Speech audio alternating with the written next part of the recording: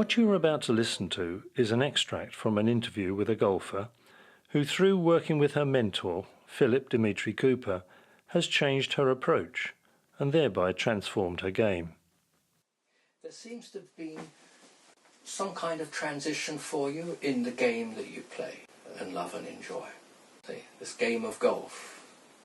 I know that you've been playing it for many years, and there are times when you've put it down and you've picked it up, and put it down and picked it up. But recently you've spent a lot more time at the club. Much. So I suppose what I'd like to ask you is the transition that you've discovered in playing the game this year. Golf is a really interesting game in that when you hit a golf ball, that ball doesn't lie. So in the sense, wherever it goes, that's where you've sent it. You can't say, oh, you know, this happened, that happened. Okay, you might get a bit of wind here and there, or it gets a bad bounce. But when you hit a golf ball, the direction it takes initially, regardless of the wind and the bounce further down the track, is down to you. So with golf, every shot you're faced with the outcomes of your actions in a way that sometimes I think, certainly in my life, and probably in a lot of people's life, you're asleep to, because you don't see. You know, you can do something and you don't see what the result of that has been. So, but with golf you do. And for me, because of that, I would get terribly uptight about every shot. Where's it going to go? Is it going to land where I want to? I've got to get a 4 on this hole. So I would fixate on what the ball had to do. And in fixating in the outcome, the way I would then strike that ball would be very sort of, perhaps a bit uptight, up in my head, no flow, no proper swing. And so, of course, I'd actually get the opposite of the outcome I really want.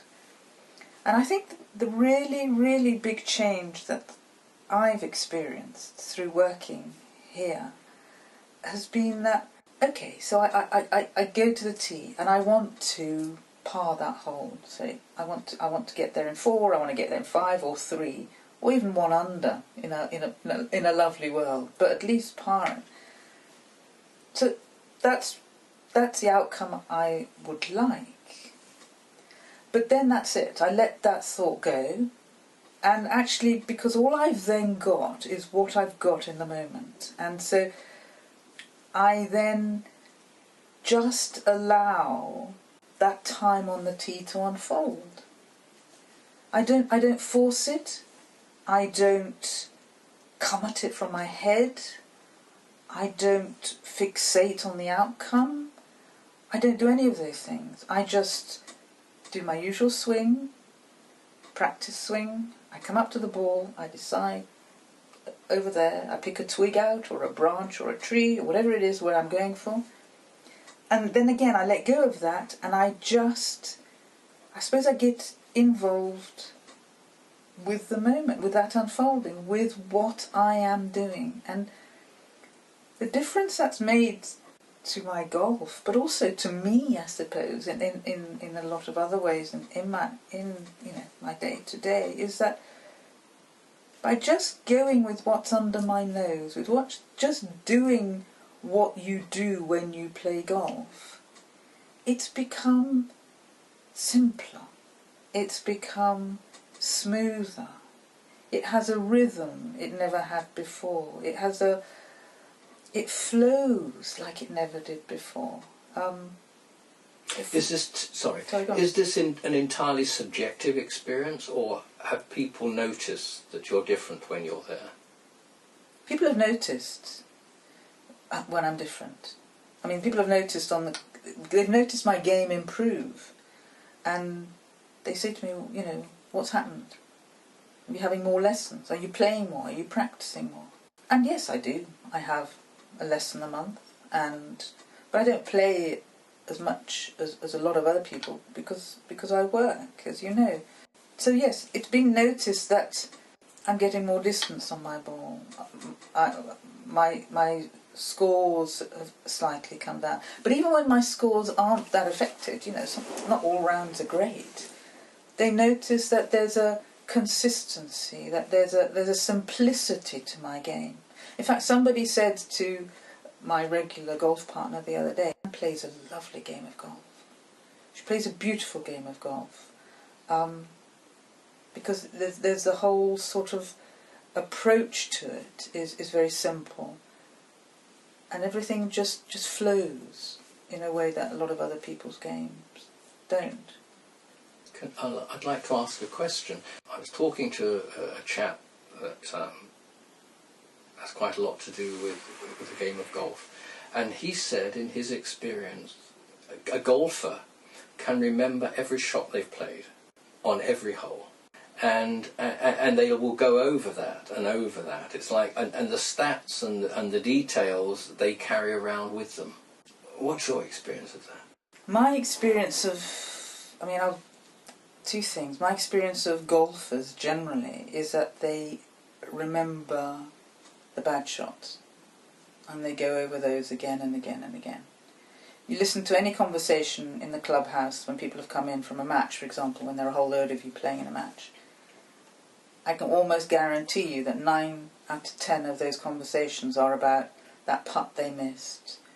Oh, I didn't swing properly on the 17th and I ended up in the long grass. Very few people, you can't not even count on one hand, come in and say, do you know, I played a great game of golf today. Not because I've won, but because I played well. I played consistently. You know, I was actually focused on my game. I was focused on what I was doing rather than... Next to nobody does that. People will remember that fantastic drive they did. But generally people run their game down all the time. In fact, I'll give you an example. I was playing the other day in a competition and I was going up one hole and somebody was coming around to go to another hole where they sort of slightly cross over. And we had a brief chat. I said, how's it going? And she's quite a good golfer. How's it going? Oh, she said, I've just played absolute rubbish hole. I mean, really, I've just completely gone to pieces. And I said to her, it's not what I asked you. I said, how's it going, the whole game? And she said, oh, well, yeah, it's all right. Yeah, it's okay. She won. So it was obviously going well. Okay, everybody has a hole or two. I mean, you know, look at McIlroy or Tiger Woods. But the overall experience was of that bad hole. So I don't agree that you remember every shot. I think if the focus, as the human condition often is on the negative and what we do wrong in beating ourselves up, then you will remember, damn, on the second hole, you know, I lifted up and it went in the pond, as it did with me the other day. But the secret is actually not to dwell on any of the shots. As a professional said to me the other day, no golf shot, your ball will never land in the same place twice, even if you play the same golf course for the whole of your life. So every shot is different, every shot's an adventure. Because at every shot you've got to look at it and think, right, what do I need to do here to get over there? And then you've got to let go of that thinking and just do what you do. Well, I think you've actually explained very clearly, in a direct and indirect way, the kind of things that can help improve that game. But it's not about the technique, so it's very much to do with what's in your mind. It's to do with, I had a lesson yesterday. My technique, he says, is I'm a natural. Obviously it needs changing here and there and tweaking, but you know, there's a grounding there that he says is very solid. He says, and he's right, and we've talked a lot about this, it's in the commitment to the shot. Yes.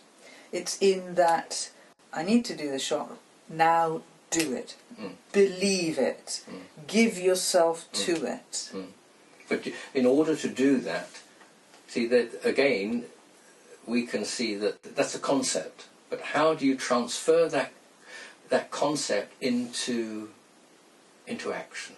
Which really was what our 2 sessions were all about, weren't they? It was like how to transform and come away from what's in the mind down into the actual physical taking part of the game itself, and allowing your muscle memory to respond in the way that you've conditioned it to, through your coaching, through the technique, through all those components that you were talking about in the session that enable one to play the game. Well, you have to trust what you see, and you have to trust that at some level you know how to play it. You do know how to play the game, because you've been playing it for years, you've had lessons, you've practiced. But I think what happens is that you get too much up in your head and you're actually not in the shot. Because you're up in your head thinking, I must do this, I must do that, I must move here, I must keep my arm like this, I mustn't do the other. So therefore you're committed to your thinking, but you're not actually committed to what you're doing in that moment. And I think the difference is you commit to actually what you're doing, not to anything else. And those 2 sessions helped clarify all of that you've been saying. Yeah? Completely. I mean, what those 2 sessions have done is taken me away from my head much more when I play golf. So it simplified my whole approach to the game, which in a sense has simplified how I play, because I'm not wedded to an outcome. I'm not wedded to anything. All I focus on is just watching the game unfold, and in doing that I'm enjoying it more.